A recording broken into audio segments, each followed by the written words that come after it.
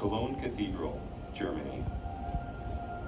Enshrined in this 800-year-old Gothic masterpiece is a fascinating and mysterious treasure. Behind the high altar, in a place of special reverence, is a spectacular golden casket. Studded with jewels and precious stones, it is a resting place fit for a king, or in this case, 3 kings. For 800 years, this splendid golden sarcophagus has been believed to house the earthly remains of the Magi, the 3 kings or the 3 wise men of the gospel who followed a star to the birthplace of Christ.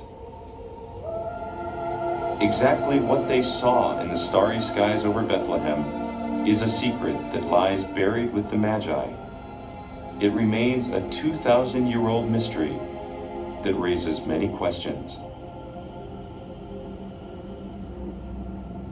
Was the star a comet, a fleeting visitor to the skies of Earth? Could it have been a supernova, the explosive death of a massive star? Was it perhaps a more elusive sign, the unusual alignment of a number of planets? What was this celestial sign that led the wise men to a baby in a manger and heralded the birth of the world's largest religion? Somewhere, hidden in this vast universe, are the clues that may help us solve this celestial puzzle once and for all.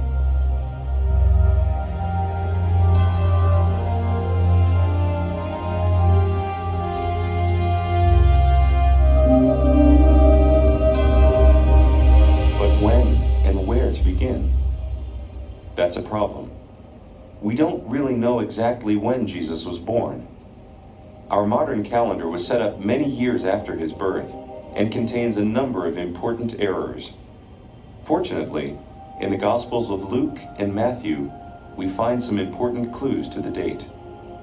According to Luke, "And it came to pass in those days that there went out a decree from Caesar Augustus that all the world should be taxed. And all went to be taxed, everyone into his own city. And Joseph also went up from Galilee, out of the city of Nazareth, into Judea, unto the city of David, which is called Bethlehem, to be taxed with Mary, his espoused wife, being great with child."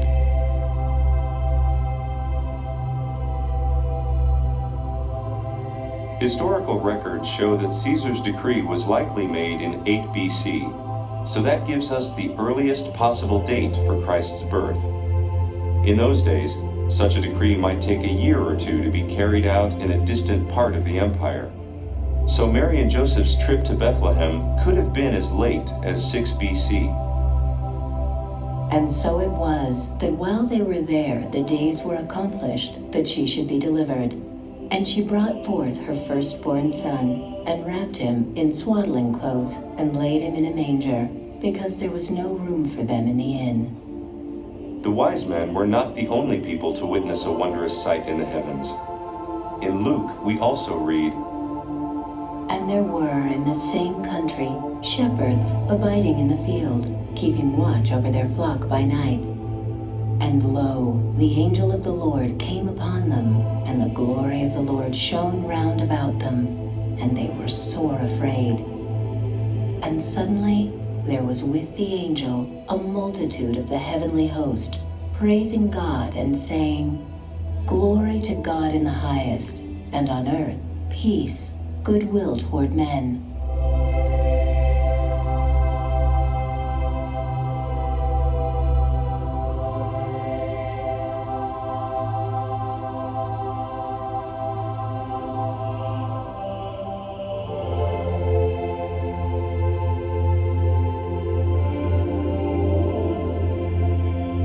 Luke describes this apparition as the heavenly host. But could this phenomenon have been a rare southern appearance of the aurora borealis, or northern lights? Traditionally, the wise men, or magi, have been described as being 3 in number, but their number was never stated in Matthew's Gospel. While usually depicted as kings, most historians would agree that they were most likely astrologers, or Zoroastrian priests from Babylon, modern-day Iraq. Their religion was based upon the interplay of elemental forces, spirits of evil and darkness, in a continual struggle with the forces of creation and light.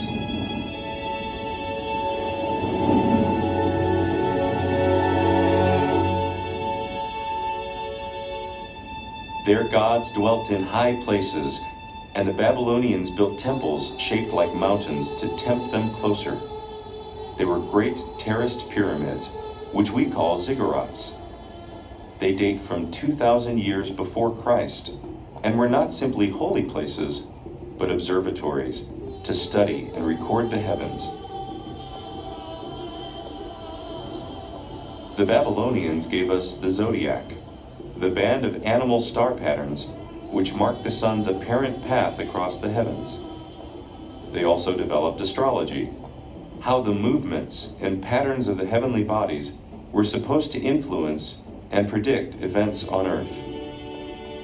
In ancient Babylon, these Zoroastrian priests, the Magi in our story, were important men, professional astrologers, who followed what they observed to be a powerful and compelling sign in the sky, and they pursued it for many months across difficult and dangerous terrain.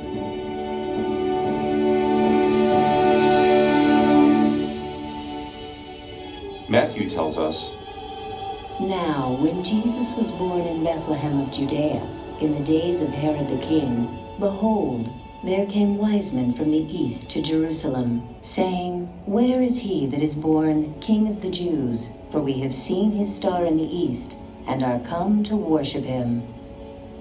When Herod the king heard these words, he was troubled, and all Jerusalem with him. Herod called his priests and asked where the prophecies foretold this birth. The answer was Bethlehem.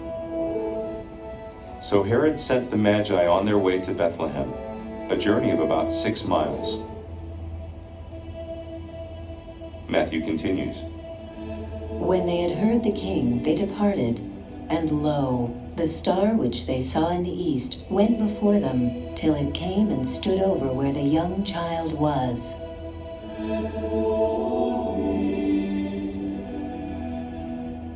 For the Magi, this was a great triumph. But elsewhere, all was not well.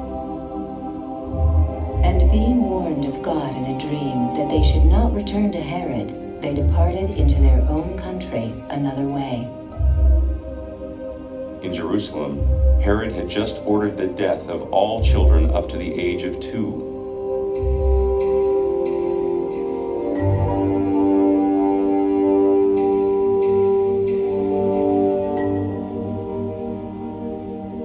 Mary, Joseph, and the child Jesus had already escaped into Egypt. They too had been warned in a dream to flee. Matthew's gospel records that the family remained there for 2 years, until Herod died. Now the final clues about the date have fallen into place. We know from historical records that King Herod died soon after an eclipse of the moon, and within a few days or weeks of the Jewish feast of the Passover.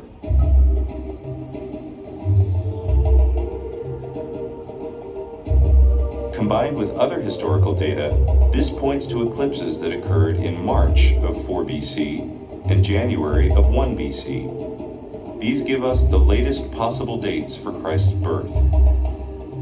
So now we have our window to search for clues about the star. But it's not that easy. To the unaided eye, there is very little difference between the skies of 2,000 years ago and the skies of today, except that the pole of the Earth points here and not to Polaris, the current pole star. In those days, the title star was given to many objects in the sky. Comets were hairy stars. The planets were wandering stars. Meteors were falling stars. And any unusual bright object could be called a new star. Remember, 2,000 years ago, people didn't think of the sky and stars as we do. For many, the stars were lights attached to a series of glass spheres, and the wandering stars or planets traveled on their own sphere. To some, the motions of the planets and stars predicted or even controlled the major events on Earth, and especially the lives and deaths of rulers and the fortunes of their countries. Our modern universe is much more exotic, and our knowledge much greater. We know the stars are suns, huge nuclear furnaces generating colossal amounts of energy for billions of years. The planets are worlds in their own right, some small and rocky, some gigantic and gaseous. They are common not only around our own sun, but around many of the other stars in space. Huge collections of stars, the galaxies, populate the visible universe in numbers so vast they are almost impossible to grasp. But somewhere, out in the vastness of the universe, lies the solution to our mystery. And quietly, hidden away in ancient observations of the heavens, there exists recorded evidence of astronomical events that occurred many centuries ago. And now we know roughly when to look. We're searching for events that occurred between 1 and 8 BC. The Star of Bethlehem is most commonly depicted as a comet. Fortunately, because comets were so rare and easily seen in the dark skies of the past, we have many records of their appearances. Because they were generally perceived as signs from the heavens, their emergence did not go unnoticed. They were seen as divine messages sent to Earth. Chinese astronomers recorded the sighting of comets for many centuries before the birth of Jesus. Not only did they record the time of the appearance, but the color, how long it was visible, the way it moved in the sky, and the nature of its tail. Later, the Babylonians would also make similar observations and make permanent records on baked tablets of clay. There is no doubt that a bright comet would have adequate brightness, size, and duration to catch a Magi's eye. Most comets originate in the Oort cloud, a halo of icy debris surrounding the solar system, and are essentially huge, dirty snowballs, on average a few miles across. As this snowball approaches the sun, the solar heat causes the ice to turn to gas and releases the dirt and dust trapped within. It's this gas and dust trail that makes a comet look so wonderful. Sometimes the tails can stretch for tens of millions of miles and can be visible over many months. The most famous comet in recorded history is called Halley's. It's visible in the skies of Earth every 76 years and has often coincided with important events on Earth. The 14th century painter Giotto saw it and even painted the comet into his famous depiction of the Nativity. No matter how compelling it appears, there is a major problem with the comet theory. Halley's comet appeared in 12 BC, too far outside our window. If not Halley's, what about another comet? Well, between 8 and 1 BC, only one bright comet was recorded. In the year 5 BC, the Chinese recorded a comet in the constellation Capricorn. It must have been quite bright, since it was observed for 70 days. The main problem with comets is that they were always seen as precursors of doom, disaster, and death. When Julius Caesar was assassinated in the year 44 BC, a great comet was seen in the sky. It was thought to be his soul rising to the heavens. A special coin was even minted, showing Julius's successor on one side and the comet on the other. In the year AD 66, a spectacular red comet was said to have hung over Jerusalem like a sword. Soon after, the city was destroyed by the Romans. So was the Star of Bethlehem a comet? Historians say no. too gloomy a sign to herald the birth of an infant king. Also, according to the Gospels, King Herod asked the wise men what time the star appeared. He could have easily spotted a comet for himself. So what's our next theory?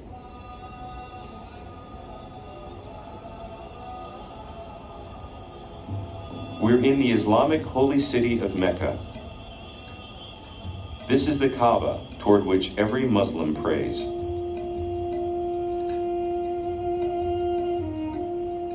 On one corner of its base is a silver setting for a holy stone. Some say it was a gift to Abraham from the angel Gabriel. Others believe that this sacred stone of Mecca is a meteorite, and that it did indeed fall from the heavens. Certainly there are many documented cases throughout history of meteorites being treated as supernatural objects. Each day the Earth is bombarded by millions of tiny particles of cosmic debris. Most burn up in the Earth's atmosphere, and we see them at night as shooting or falling stars.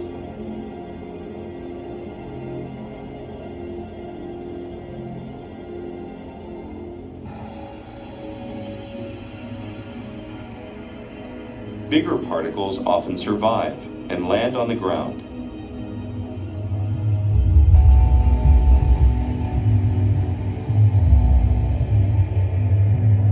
Their passage through the sky and their ensuing fireballs can be very spectacular.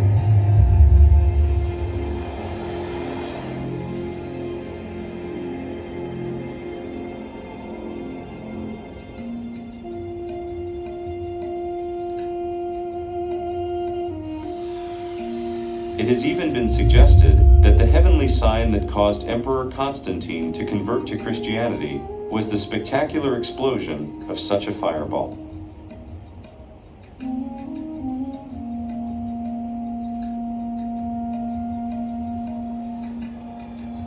But was a meteorite, or even a series of brilliant fireballs, the event that led the Magi to Bethlehem?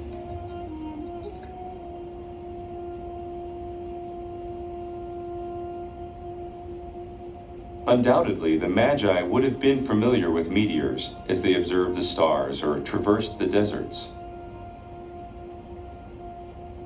Unfortunately, meteors are just too short-lived. For the Magi to have enough time to follow it from Babylon, the Star of Bethlehem needed to be a much longer-lasting event in the sky.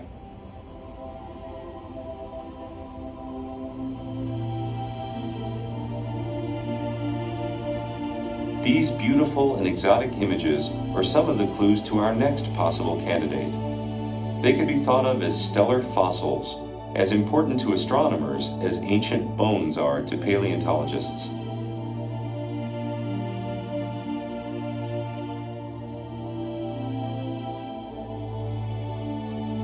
These are the remains of once powerful stars. As the stars aged, their nuclear cores became nuclear bombs and eventually exploded. Their superheated material was scattered across space and expanded to form these dramatic shapes. By studying the rate of expansion and determining the distance of the debris cloud, it's possible to discover when the stars exploded. Using historical records, it's then possible to determine when the star's explosion, or supernova, was seen on Earth. In the last 2,000 years, 3 supernovae have been clearly identified, those of 1604, 1572, and 1054. The 1054 supernova was said to be so bright that it was visible even in daylight for many months. The remnant of this spectacular explosion is the Crab Nebula in the constellation of Taurus. Deep inside is a tiny neutron star spinning rapidly. One such pulsar in the constellation Aquila might be the survivor of a supernova that was possibly sighted in spring of 4 BC. Certainly something was recorded in 4 BC, but perhaps not as brilliant as a supernova. This is a less dramatic stellar explosion known as a nova. a nova flares up when material is pulled from one star toward another denser orbiting companion. Material is collected in a vast ring, and when conditions are correct, it detonates.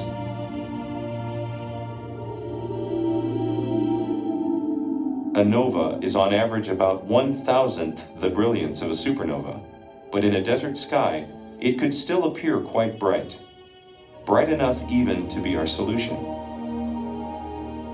Astrohistorians say no. The Magi would certainly have seen the nova, but it would not have had the necessary astrological significance to connect it to the birth of a new king of the Jews.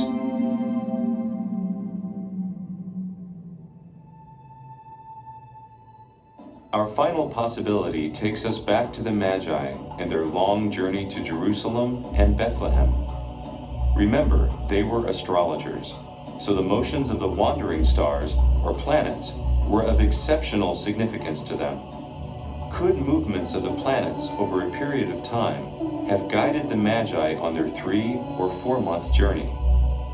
They would have been especially intrigued by groupings of the planets in the sky, near encounters that we call conjunctions. They also would have been keenly interested in objects rising above the horizon in the night sky.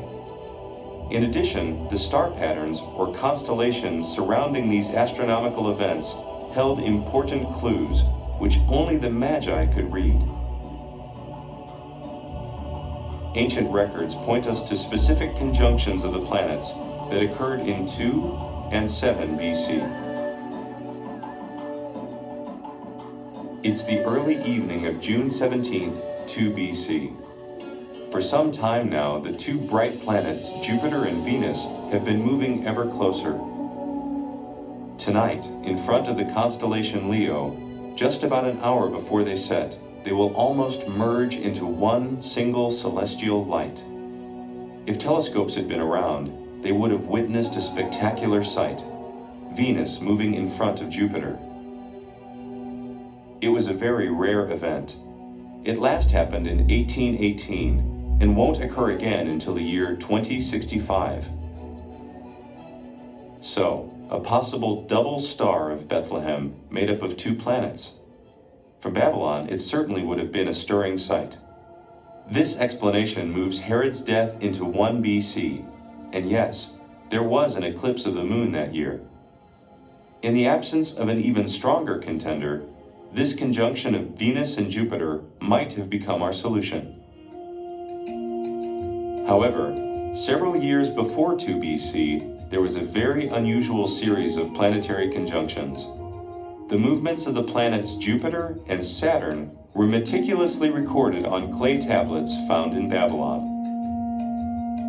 The tablets chronicle an intriguing cosmic phenomenon in which these 2 planets partnered each other in a series of cosmic dances that played out over a series of months. 3 times between May and December in 7 BC, Jupiter and Saturn came together, a triple conjunction. To the Magi, this was the rarest of heavenly phenomena. Remember, to them, the motions of the planets directly influenced and mirrored events on Earth. More importantly, the whole event was played out in front of the constellation Pisces. To the Magi, this represented the house of the Jews. Something extraordinary was happening. It's likely that the Magi could have predicted that Jupiter and Saturn would come close together on May 27th. Aware of the Jewish prophecies of a Messiah, this celestial event could have started them on the road to Jerusalem. 4 months later, the second conjunction on October 6th may have occurred when they were still en route. By this time, they might also have attempted to calculate the date for Christ's birth. On December 6th, the third conjunction took place, another confirmation of a great event. The Magi may have traveled overland from the direction of the city of Ur. Going north to avoid the desert, they would have headed toward Damascus.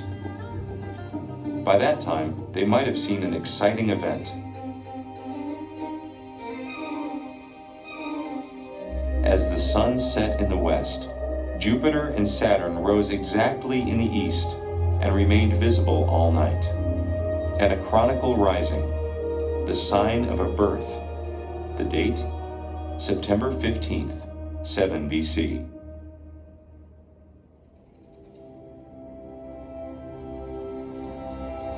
This would have sent the Magi to Jerusalem and to King Herod, arriving possibly around the time of the third conjunction in December of that year. By then, Jesus could have been a few months old. But how was it that Herod was unaware of what was happening in the heavens? The answer lay in the fact that the Jews frowned upon the practice of astrology, and therefore Herod and his advisors were ignorant of the importance of the conjunctions. Not so the Magi. To understand what the wise men witnessed, let's do something they couldn't do: fly into space.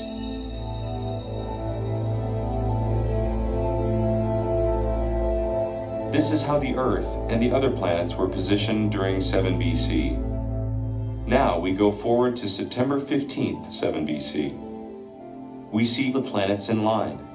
To astrologers, this was the sign of the birth of Christ.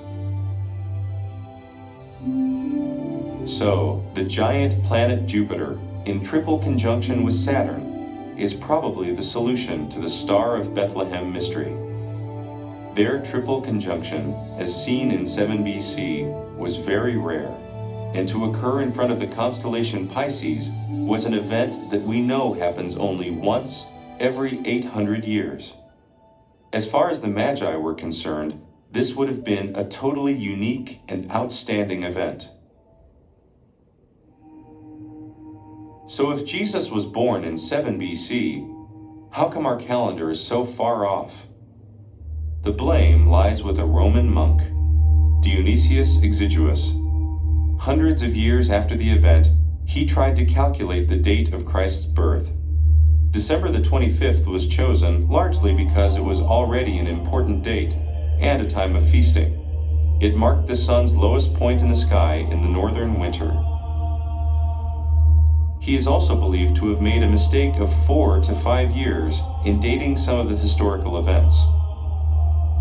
Plus, he ignored the year 0 that should mathematically fall between year -1, 1 BC, and year 1, 1 AD. So even from the beginning, the calendar was many years off from the true birth date. According to our investigations, the Star of Bethlehem was likely a rare triple conjunction of the planets, and this would make 7 BC the birth year for Christ. Naturally, this is only our interpretation of the evidence. For a truly miraculous event doesn't need a scientific explanation. Whatever the nature of the Christmas star, the importance of its message has echoed throughout the ages, and its message remains today. Peace on earth, goodwill toward men.